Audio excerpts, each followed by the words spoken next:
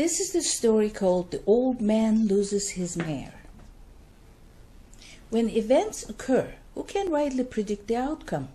Who can tell whether it happened for good or for bad, for fortune or for misfortune? Once upon a time, an old frontiersman lived in a ramshackle hut. He lived modestly with his wife and son, tending their small plot of land from sunrise to sunset. With never a cross word to anyone, always ready to lend a helping hand, he was well liked by all his neighbors. One spring day, his untethered mare inexplicably ran off into the territory of a hostile tribe. On learning this, all his neighbors hastened to console him, but the old man was not perturbed in the least. He simply shrugged and quietly said, "Who's to say this is not a blessing?" Some months later, the mare returned, accompanied by a fine stallion. His neighbors this time rushed to congratulate him on his good fortune. "Who's to say this is not a misfortune?" his puzzling response sends the callers back home shaking their heads.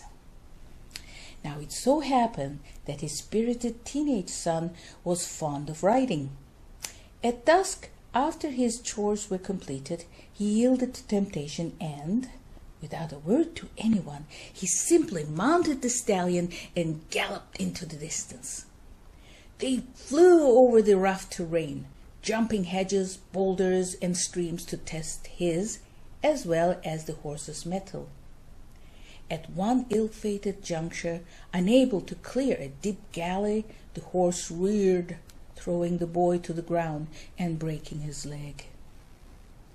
Again the worried neighbors rushed to offer their deep sympathy. The old man once more shrugged it off. "Who's to say this is not a blessing in disguise?" That autumn, the hostile border tribe, having gathered up momentum, unleashed a wave of murderous raids to rape and plunder.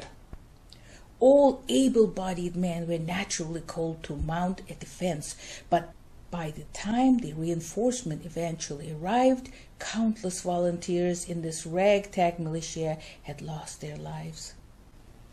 The son of the old man, being crippled, was spared from the fighting and so survived. The old man said to his son, "Look how a misfortune may turn out to be a blessing, and the blessing actually be a misfortune.